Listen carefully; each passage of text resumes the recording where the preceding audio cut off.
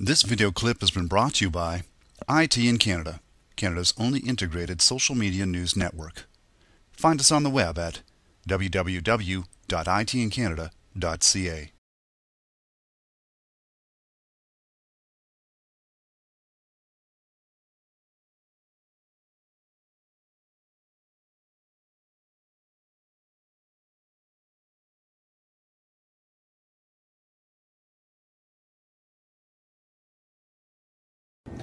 Let's move on to establishing a formal business continuity plan.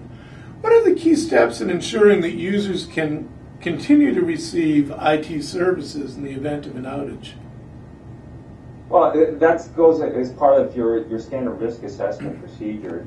Here at HP, for our larger customers that we have a direct services relationship with, we've come up with a very comprehensive set of steps as part of that risk assessment process in order to kind of find out what are the crown jewels of a company. And that's what it gets to, is that what is the crown jewels from an information perspective. And as organizations become dependent, or essentially that's what the business that they're in is information, it's a question of how do we make sure that information is available given the many possible scenarios. And so it almost takes a doomsday approach mentality. So it's always good to have the pessimist on the team to think about all the bad things that could happen and what should be done in order to be able to address that particular scenario.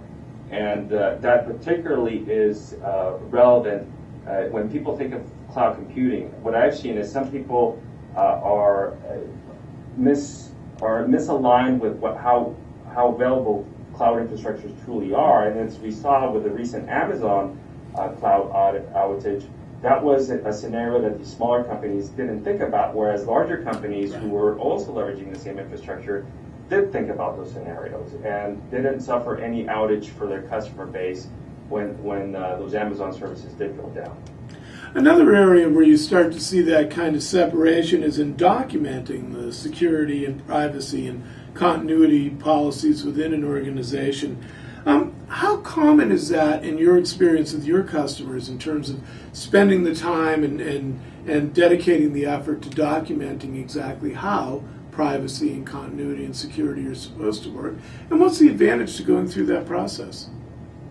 Well, in terms of answering your first part of the question, how prevalent I see that, I think as organizations mature and become larger, so again, we talk about the larger side of the enterprise spectrum, those people are much farther ahead than the SB side, and I think that's just a natural outcome in terms of the evolution of any company, is that you start off playing the heroics and just getting business through the front door, but then as you mature, people start thinking about these questions and start focusing on those.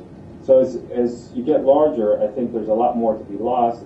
Unfortunately, what I've seen is that the tendency has been for larger enterprises to dedicate resources to have, whether it be a survivability plan, a security policy that's well documented, and almost a compliance office as well. And whereas in the smaller one, that really doesn't exist. Now, in terms of being able to get to that sort of state, I think it goes back to injecting into the business mentality, into management, the need to get there. So regardless of wherever you are, you need to start thinking about that. Otherwise, regulatory frameworks are gonna be the painful stick that maybe in some situations will have to come into play to force companies across all sizes to adhere to a common standard. So then you have 2 points of pressure on this issue. You have one, the natural evolution of companies as they get bigger is to impose more process and more discipline around things like documentation. And then on the other end, you have the specter, anyway, of regulatory pressure prompting people to make sure that these processes are documented. But what's the advantage? Where's the carrot to go with that stick? Where people say, here's what I get for having made this investment. And so that always goes back to almost a security discussion in terms of the risk and the risk assessment that all people need to think about, whether you're a large corporation or a small business owner. So what do I have to lose? And so in some sense it gets back to the classic dichotomy that many security conversations revolve around, is what ROI am I getting from security? And so the only diligent way that I've seen for it to be evidence-based versus being emotionally based, right? Because you look at when I talk to a business owner, it's very easy to play the doomsday scenario and say, you don't want to be, your business doesn't want to experience a CNN moment like many businesses currently are, where security breaches and loss of credibility. And so it is, in some regard, an insurance policy. And so how much is your business worth to you? And let's figure out what the risk profile is. And then from that, you can start getting some high-level numbers on how much should you be investing in your insurance policy like you do for your business when you're doing any other activity. I like that phrase, the CNN moment. Maybe we can... Yeah, unfortunately, too many companies are having one, right? Maybe we can close this line of inquiry by asking, I mean, what are the best practices that you see in terms of establishing frameworks of policies and practices around security and privacy and continuity and compliance? And what does HP and HP Networking do to help customers with these issues? Sure. So there's many standards frameworks out there in the IT landscape that can be leveraged. At HP, we've leveraged our 20 years of doing services to Fortune 25 customers to develop our own internal security assessment and security lifecycle. So taking it from soup to nuts, taking it from identification of the risks and where the particular organization is in their evolution, to developing a security policy, to putting together the right technology sets, and then coupling that together with the right processes, right? Because at the end of the day, it is a question of marrying together technology with process with the people.